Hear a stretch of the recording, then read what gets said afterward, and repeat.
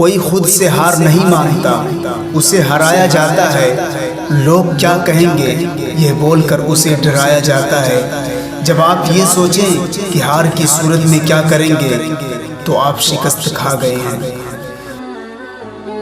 جتنا زیادہ سوچو گے اتنی زیادہ تکلیف میں رہو گے۔ یا تو اپنے آپ کو مضبوط کر لو یا مصروف کر لو۔ کسی بزرگ نے کیا خوب کہا، جو شخص صبح کے وقت آسمان کے تارے دیکھے گا اس کی قسمت کا تارہ ہمیشہ چمکتا رہے گا۔ مجھے اپنے کردار پر اتنا تو یقین ہے، کوئی مجھے چھوڑ تو سکتا ہے مگر بھلا نہیں سکتا۔ سب کے سامنے اپنے دکھ بیان نہ کرو، لوگ آپ کے سامنے رو کر سنیں گے اور پھر دوسروں کو ہنس کر سنائیں گے۔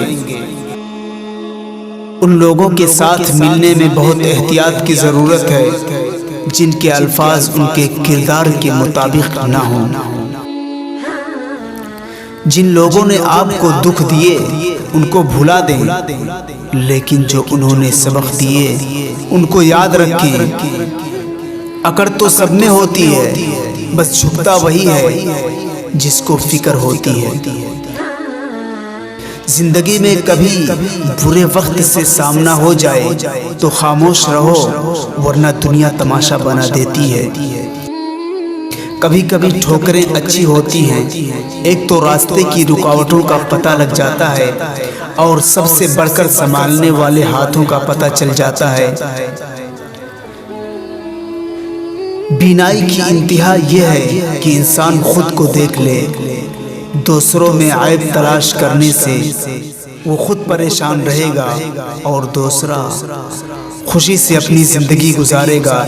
اس لیے اگر برائی تلاش کرنی ہے تو اپنے اندر تلاش کرو، چھوڑ دو یہ سب باتیں اور آؤ اپنے آپ کو بنانے کی کوشش کرو۔